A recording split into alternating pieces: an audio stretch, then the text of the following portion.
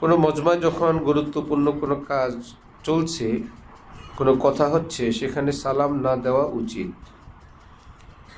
কোনো গুরুত্বপূর্ণ কাজে, ফিকিরে, বয়ানে মশগুল থাকা অবস্থায় হঠাৎ কেউ এসে সালাম নামক এক লাঠি মেরে দেয়, যার দ্বারা কথার সেই গতি সব বিনষ্ট হয়ে যায় এবং উপস্থিত সকলেই অনেক বেশি পেরেশান হয়ে যান। পড়ায় মশগুল কোনো ব্যক্তির কাছে গিয়ে বসা উচিত নয়। কেউ কোনো কাজে মশগুল থাকলে আশপাশে কেউ সালাম দিলে কিংবা হাঁচি দিয়ে দোয়া পড়লে সেটার জবাব দেওয়া ওয়াজিব নয়। যে সময়ে সালাম করার দ্বারা কেউ পেরেশানিতে পড়ে যাবে, এই সময় সালাম না করা উচিত। গভীর কোনো কাজে ব্যস্ত কোনো মানুষের কাছে গিয়ে বসবে না, তার চোখে চোখ রাখবে না, এর দ্বারা তার উপর মানসিক চাপ হয়। বরং তার দিকে ফিরেও বসবে না, তাকে ইতমিনানের সঙ্গে থাকতে দেওয়া উচিত। এমনকি দোয়া মুনাজাতে মশগুল মানুষের কাছে গিয়েও এতটা গা ঘেঁষে বসবে না। দূরে কোথাও হজরত শাহ আব্দুল গনি ফুলপুরি মুনাজাত দিতেন লম্বা সময়, হজরতওয়ালা করাচি অনেক পিছনে মসজিদে ওই মুনাজাতে শরীক হইতেন। বসার মতো ব্যাপক জায়গা থাকলে কারো দিকে পিঠ দিয়ে বসা উচিত নয়। জায়গা কম থাকলে সেখানে ঠেকা বসত বসতে পারবে। মুসলমানের সম্মান এতটা, একান্ত প্রয়োজন ব্যতীত তার দিকে পিঠ দেওয়া ঠিক নয়। হাত্তাকে নামাজের পরে মাসনুন দোয়া পড়তে গিয়েও কাউকে পিছন দিয়ে বসবে না। এই করতে গিয়ে যদি কাবা শরীফও পিছিয়ে দিতে হয় তবু অসুবিধা নাই, মুসলমানকে পিছনে রাখবে না।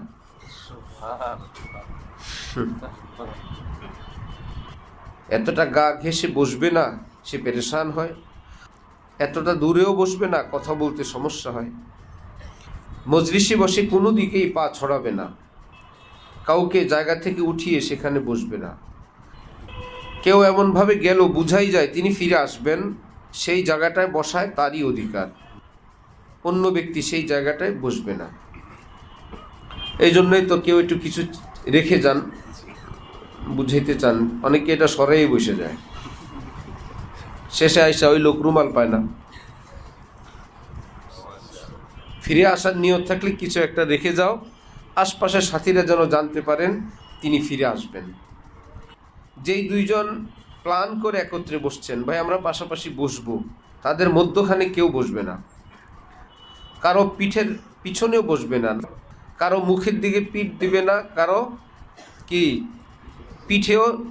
পিঠের পিছনেও বসবে না, আর নিজের পিঠও কারো দিকে দিবে না।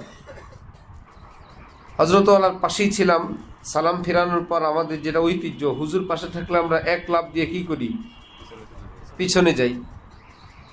বড় কোনো মুরব্বী থাকলে সালাম ফেরাইতে শেষ একটা লাফ মারি আমরা পিছনে যাই।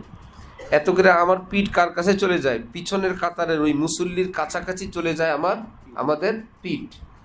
একজন হুজুরের এজাজ একরাম আদব করতে গিয়ে আমার পিঠ আমি নিয়ে গেলাম আরেকজন মুসলমানের মুখের কাছে, যার দ্বারা তিনি অসম্মান এবং বিরক্তি বোধ করেন। এটা থেকে বাঁচা আদবের চেয়েও বেশি জরুরি।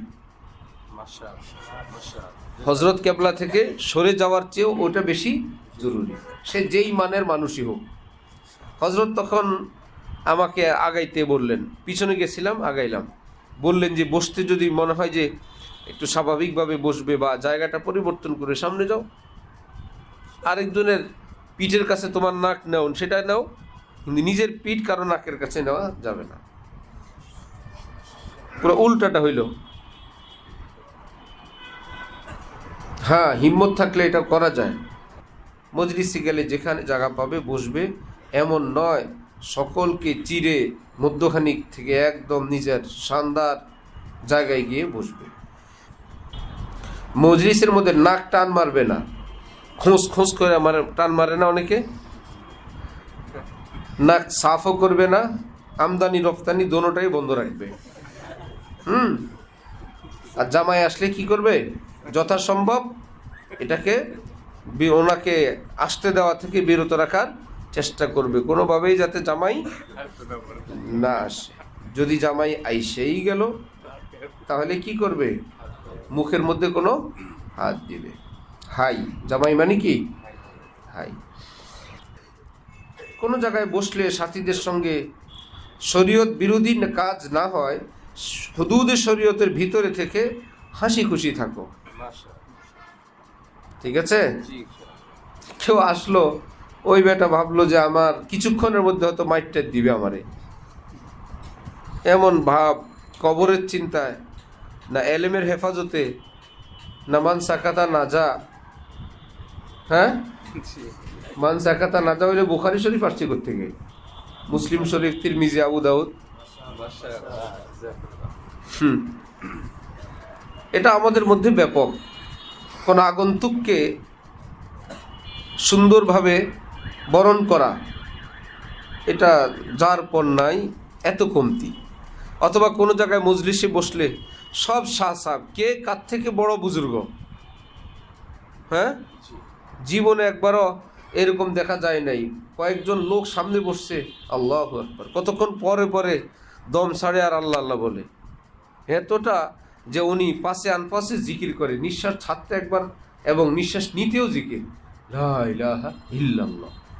নিতে লা ইলাহা আর ছাড়তে কি ইল্লাল্লাহ। ঢঙের কি? মুসলমানের সঙ্গে স্বাভাবিক থাকে, হাসি খুশি। কার সঙ্গে? কি সিনেমায় যাবে, রাস্তায় যাবে, কনসার্টে যাবে? তো মুসলমান নেককার বসছে এক জায়গায়, দিনই কোনো কথা বলেন, হাসি রসিকতার কথা বলেন, গুনাহ না হয়, অনর্থক না হয়, কারো জিল্লত বেইজ্জত না হয়। চেহারার দিকেই তাকানো যায় না। হাত তাকে গিয়ে পরিচয় দেওয়া হয়েছে যে অমুক জায়গার অমুক, যাকে বলা হয়েছে মনে হয় যেন তিনি চিনেন না, কিছুই জানেন না, কোনো এবারতই বুঝতেছেন না।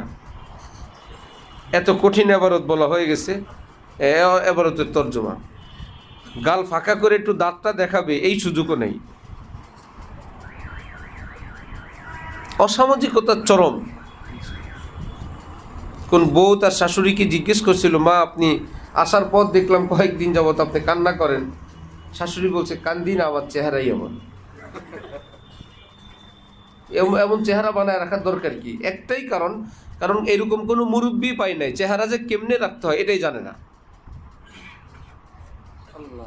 চেহারাটা রাখবে কিভাবে, নতুন পুরাতন কোনো মানুষের সামনে কিভাবে পেশ আসবে, এটাই তার জানা নেই। পাইছে কোনো কুম্বিসা গবিসা, এই কুম্বির থেকে কুম্বির শিখে। উনি আছেন মানসাকাতা নাজা। কোনো মুমিনকে খুশ করা, মুমিনকে এটা আনন্দ দেওয়া, এটাও কি ইবাদত। ইদখালুস সুরুরি ফি কলবিল মুমিনি ইবাদাহ। কি আর বল, একটাই আযাব, গজব একটাই, তরবিয়ত না হওয়া। হ্যাঁ, কিতাব পড়াইতে দিলে পারবে, এবারও থল করতে দিলে পারবে, নাহু পারবে, সরব পারবে, সব পারবে। হঠাৎ দেখবা মোচ এত বড়, ঠোঁট ডেকে গেছে। নাহু, সরব, মান্তেক, ফেকা সব পারবে। দেখবা হাতের কিংবা পায়ের নখ এত বড়, নখের নিচে ময়লাও জমা আছে, যার জন্য উজুবি হয় না, গোসলবি হয় না মুফতি সাহেবের। অথবা দেখবা নাকের পশম ভিতরের থেকে বাইর হয়ে এতটা বাইর হয়েছে যে বাইরে আশ্রানো লাগবে। আরেক জালেমকে দেখলাম, হঠাৎ করে কি জানি বের হয়, আবার চলে যায়। কাছেই গেছি, এখন দেখি নিঃশ্বাস ফেললে ভিতরের থেকে বড় বড় পশম বের হয়, নিঃশ্বাস টান দিলে পশম ভিতরে চলে যায়। এই কয়েকদিনের মধ্যে আমি ভাবছিলাম কোনো ময়লা হবে, হয়তো নাক ঝাড়া দিলে যাবে, এখন দেখি না, এগুলো পশম, নাকের পশম। আয়না দেখাও সুন্নত, বুঝছেন? লা ইয়ামবাগি লিল মুমিন আন ইউদিল্লা নাফসা। হাদিস ভাই, লা ইয়ামবাগি লিল মুমিন আন ইউদিল্লা নাফসা। কোনো মুমিনের জন্য নিজেকে অপমান, অপদস্থ করা, অসম্মানিত করা জায়েজ নেই। লা ইয়ামবাগি আই লা ইয়াজুজ। নবীজি মায়া করে বলছেন, আমার উম্মত কেউ নিজেকে বেইজ্জত করবে না। তুমি আমার উম্মত লাগো না? তুমি না আমার উম্মতি হও? তুমি কেন বেইজ্জত হবা, অসম্মানিত হবা? সম্মানের সঙ্গে, ইজ্জতের সঙ্গে থাকো, আরেকজনকে সম্মান করো, একরাম এজাজ করো। কেউ বড় হুজুর হয়ে গেলে আর ছোটদের কি চিনে না? হ্যাঁ, এক বড় হুজুর কাছে গেলে কোন ইমাম সাহেব, বড় হুজুর দিছেন ধমক, ইমাম সাহেব পাল্টা ধমক দিছেন, আপনার কাছে আসলে আপনি ধমক পান, কি পাইছেন আপনি? যে আসে, যখনই আসে আপনি একটা ধমকা ধমকি শুরু করেন, এগুলো কি এখন আসে?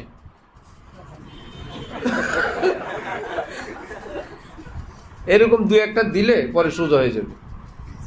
খামাখাই ওই স্বাভাবিক জিন্দিগি তো আছে না। তো বাসর ঘরে গিয়ে কি করবে বউর সাথে?